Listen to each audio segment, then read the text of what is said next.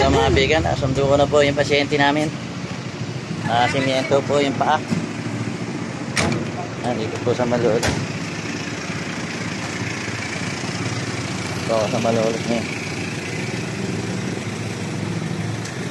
Ayan po, sundo ko itong pasyente. So mga bigan, paalis na po kami. Ako na po yung pasyente na susunduin ko rito sa Malolos. Nakasimiento yung paa. Kasuro ng tricycle. Dahil yung pasyente rito, marami na ako.